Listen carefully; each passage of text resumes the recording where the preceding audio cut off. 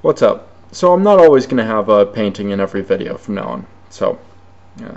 I'm going to review this God and Gaze, Bridging the Gap documentary. First off, the last video I did where I talked about Hitchens got a lot of hate from Hitchens supporters.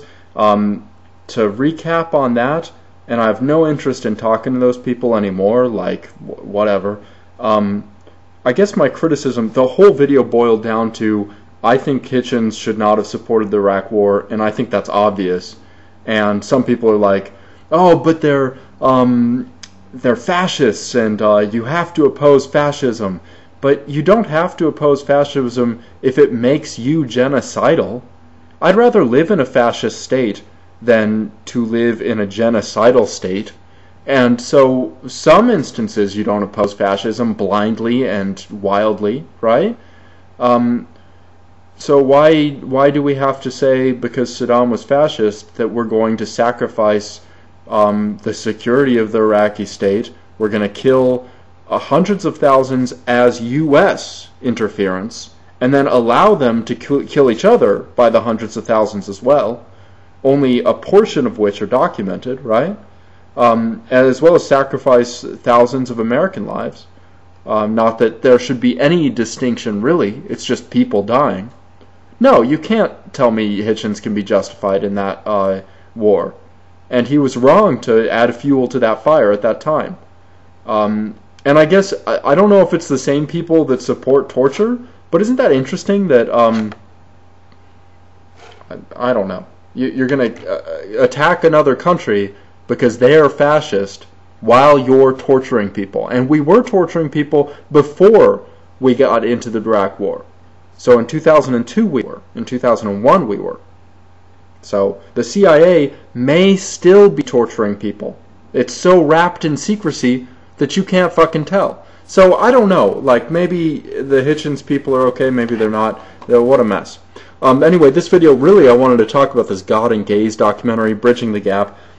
Just to put my positions out there with emotionless. I'll just say them. If you're gay and you're a Christian, gay and you're a Jew, gay and you're a Muslim, then you're misunderstanding the Old Testament, the Quran, and the New Testament. And these books actually, do oppose homosexuality. You should be gay and you should be an atheist if you're gay. Now, some people are really attracted to maintaining their religion, and they're gay, and so should the religious accept them? Absolutely. But they all should leave religion. And insofar as the religious accept them, it's because atheism has had a civilizing force on the religious. And if the religious don't accept the gay people, it's because they have failed to be secularized enough to accept another group of people. And it's just religion failing again. What a surprise, religion fails. But what occurred to me when watching this was a bunch of gay reverends and people were saying, God this and God that, and what about the thing that made me, and I tried to talk to God and all this. And I thought briefly that some of those sentences could be salvaged if you replace the word God with imaginary friend, or you replace the word God made with the words there are. Or, you can actually garnish a little bit of meaning by cutting off the poison. And God is nonsense, so it's utter poison if you're trying to communicate actual content. But when you're listening to the religious talk, let them talk and interpret them properly. And then if you want to, address the poison directly, say, yeah, there's no God, but you're right in saying that it's nice to love gay people. They're people,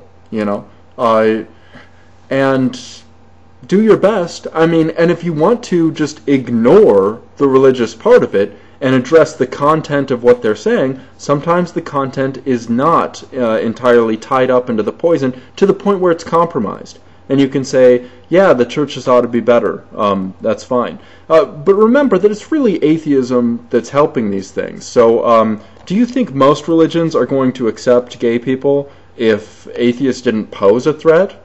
And how do we pose a threat? Because we're right, And so people slowly become atheists, and the churches notice this, and they say, shit, how are we going to fill up our coffers? We don't want to all end up poor-ass Fred Phelps losers on the sides of the road. We want to, bathe in gold in our chalices and gigantic structures, right? So how are we going to do that? Let's get gay people to give us money also. Oh, we better widen the tent a little bit because we're not getting as much church attendance.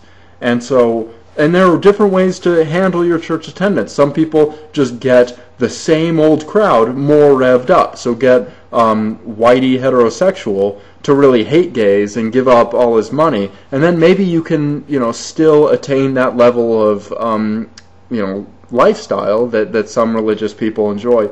But remember, also primarily, the church is a money-seeking thing. Name me a church that pays taxes. And if you do, then I will consider withdrawing that statement. But until you do, you have to recognize that church and money, religion and money, are intimately linked. And it is a fucking snake oil sales bullshit festival of exploitation. So, have a good one. I'll talk to you later.